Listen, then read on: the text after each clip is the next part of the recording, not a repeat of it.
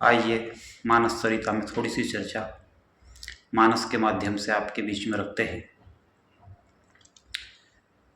रामचरित मानस में श्री भरत जी को कहा गया कि तात भरत तुम सब विधि साधु और रामचरण अनुराग असाधु। श्री प्रयागराज में भरत जी से कहा गया कि हे भरत जी, आप हर प्रकार से साधु हैं, केवल साधु नहीं हैं, आप सब प्रकार से साधु हैं। आपके अंदर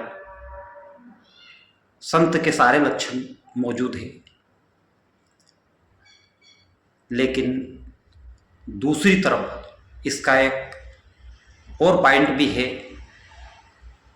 कि यदि भरत जी हर प्रकार से साधु है तो साधु का दायित्व क्या है, साधु का धर्म क्या है? साधु का धर्म है कि इस जीवात्मा को परमात्मा से जोड़ना। जो जीव परमात्मा से बिछुड़ गया है या दूर हो गया है, उस जीव को परमात्मा से जोड़ना, यही साधु का धर्म है। लेकिन तात भरत तुम सब विधि साधु, जिनको हर प्रकार से प्रयागराज में साधु कहा गया, वो ही भरत जी अपनी मां कैकेयी के लिए कहते हैं कि वर मांगत मन भई नहीं पीरा और गरी ये जी मुख पर्यो न कीरा। अपनी माता को इस प्रकार के अपशब्द कहना कि तेरे मुंह में कीड़े क्यों नहीं पड़े, तेरी जिह्वा क्यों नहीं जली, क्या ये संत के धर्म है? तो क्या वास्तव में भरत जी संत है?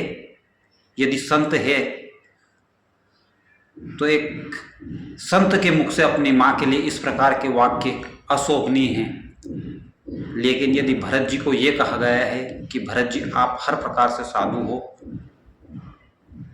तो ये किसी साधारण व्यक्ति ने नहीं कहा। श्री प्रयागराज में भरत जी को ये शब्द कहे गए कि तात भरत तुम सब विधि साधु।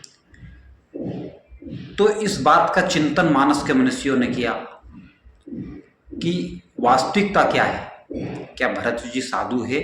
और अगर साधु है तो साधु के मुख से इस प्रकार के वाक्य कैसे?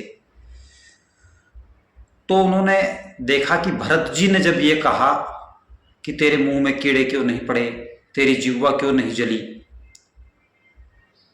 तो जो मां कैकेयी राम जी को वनवास देकर और महाराज दशरथ उनके सामने गिड़गिड़ाते रहे पूरी रात, तब जिनके होंठ नहीं कांपे, उस मां कैकेयी के होंठ आप भरत जी के शब्द सुनकर कांपने लगे।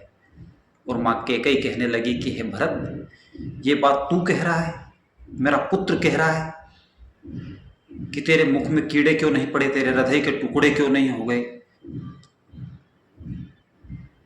पापिनी, ये शब्द तू कह रहा है भरत?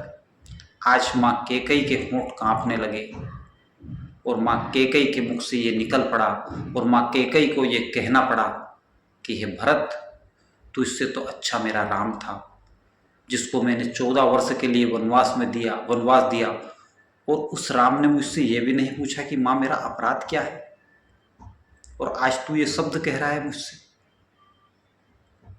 हे भरत, तू इससे तो अच्छा मेरा राम था।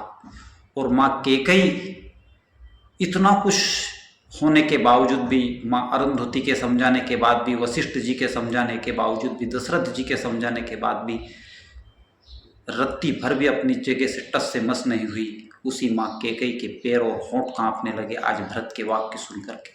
जिस भरत के लिए मैंने ये सारा विधवाओं पर मोल लिया, ये सारा साम्राज्य अपने भरत को सौंपने के लिए जो मैंने सब कुछ किया, आज उसका ये परिणाम मुझे मिल रहा है। आज वो राम की प्रशंसा करने लगी, और जब मां कैकेयी राम की प्रशंसा करने लगी तो भरत के मन में अति आनंद उत्पन्न हुआ।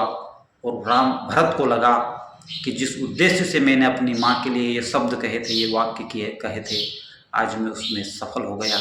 जो मां कैकेयी परमात्मा राम से दूर हो गई थी, उन्हीं शब्दों के माध्यम से मां कैकेयी को पश्चाताप हुआ और वो राम से पुनः जुड़ गई।